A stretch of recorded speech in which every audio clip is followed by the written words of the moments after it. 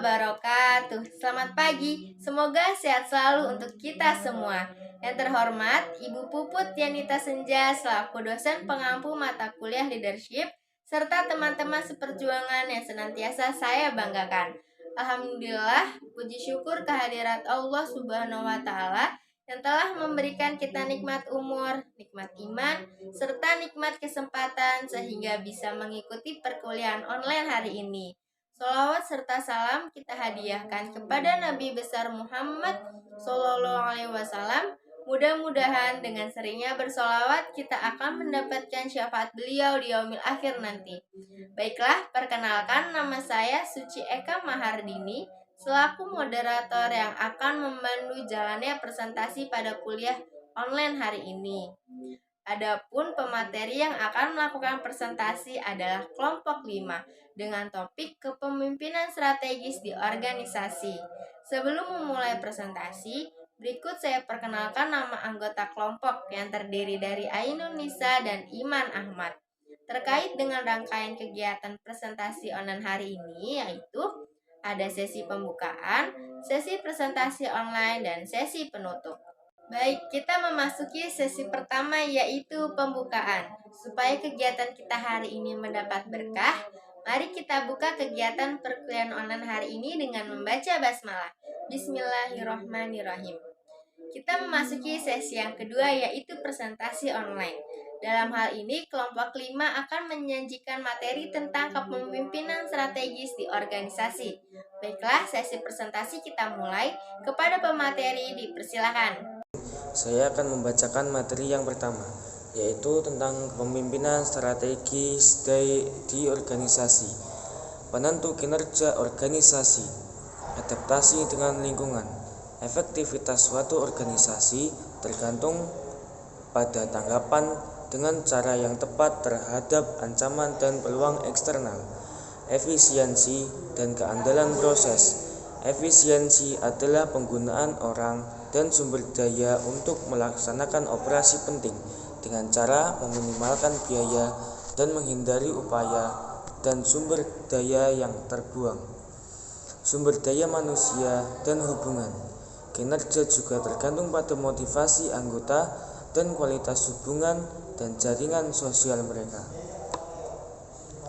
Kepemimpinan strategis di organisasi, penentu kinerja organisasi, strategi kompetitif. Keputusan tentang strategi kompetitif memiliki pengaruh potensial terbesar pada adaptasi, tetapi juga mempengaruhi kepentingan relatif dari determinan kinerja lainnya dan tingkat optimalnya. Program, sistem, dan struktur manajemen. Berbagai jenis program perbaikan, sistem manajemen, dan bentuk struktural dapat dibentuk untuk mempengaruhi efektivitas organisasi. Sebagian besar program memiliki tujuan utama untuk meningkatkan adaptasi, efisiensi, atau sumber daya manusia. Kepemimpinan strategis di organisasi. Bagaimana pemimpin mempengaruhi kinerja organisasi? Pertama, trade-off dan sinergi.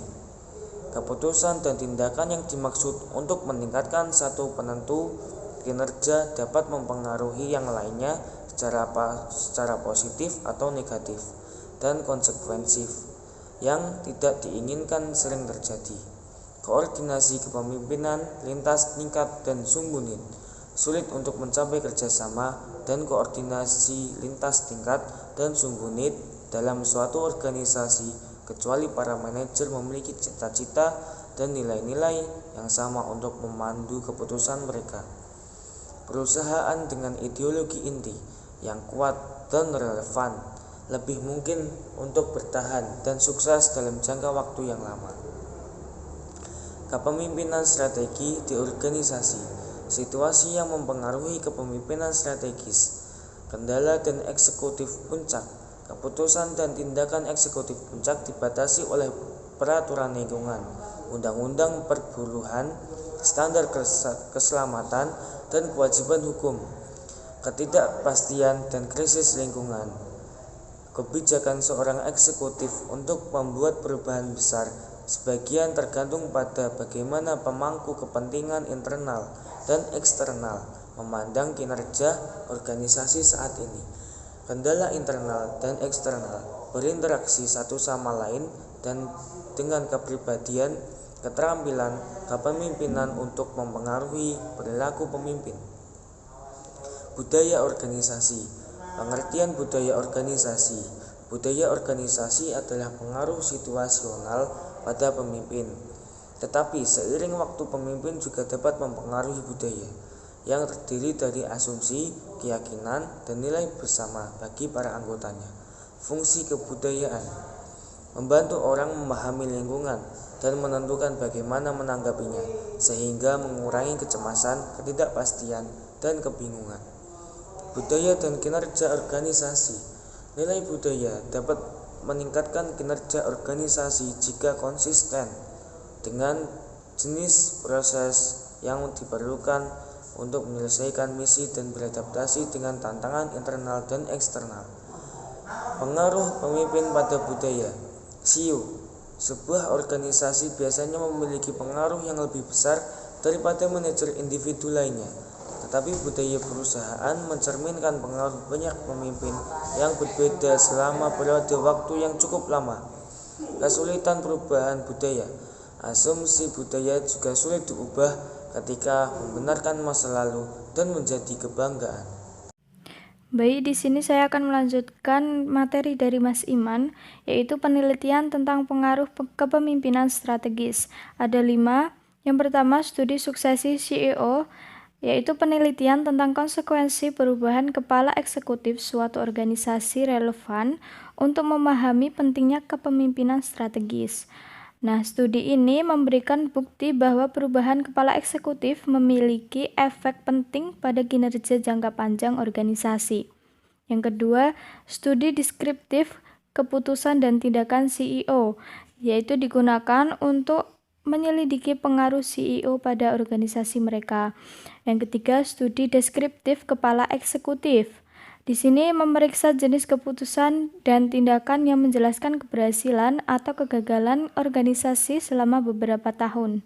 Yang keempat, studi komparatif, yaitu digunakan untuk melihat apakah CEO yang sukses memiliki pola keputusan dan perilaku strategis yang serupa. Yang kelima, studi kasus intensif, yaitu untuk memeriksa bagaimana seorang kepala eksekutif baru memimpin perubahan haluan dramatis oleh sebuah perusahaan dalam penurunan. Selanjutnya ada tim eksekutif. Eksekutif dalam tim secara kolektif memikul tanggung jawab Chief Operating Officer dalam mengelola operasi internal organisasi, dan mereka membantu CEO dalam merumuskan strategi. Tim eksekutif lebih memungkinkan berhasil ketika CEO memilih anggota tim dengan keterampilan dan pengalaman yang relevan. Yang pertama ada jelas mendefinisikan tujuan yang konsisten dengan nilai-nilai bersama. Yang kedua, memberi tim kebijaksanaan yang cukup besar tetapi dengan jelas menentukan batas otoritas tim dalam kaitannya dengan otoritas CEO. Yang ketiga, membantu tim menetapkan norma-norma yang akan memfasilitasi proses kelompok. Yang keempat, memfasilitasi pembelajaran keterampilan dalam bekerja sama secara efektif. Yang kelima, mendorong keterbukaan dan saling percaya di antara anggota tim. Nah, muncul konsepsi kepemimpinan organisasi.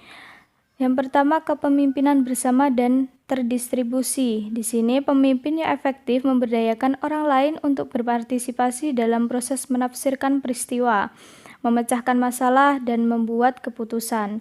Diperlukannya tentang distribusi tanggung jawab kepemimpinan di antara anggota tim atau organisasi. Kemudian, kepemimpinan relasional. Hubungan diakui penting dalam banyak literatur kepemimpinan, tetapi dalam pendekatan tradisional fokusnya adalah pada bagaimana seseorang pemimpin individu dapat mengembangkan dan memelihara hubungan kooperatif. Kemudian teori kompleksitas kepemimpinan. Teori ini melibatkan proses yang muncul dan hasil adaptif yang seringkali tidak dapat diprediksi sebelumnya. alih-alih mengandalkan studi survei yang dilakukan pada satu titik waktu. Perlu dilakukan studi intensif yang mencakup deskripsi kualitatif dari proses dan hubungan yang relevan.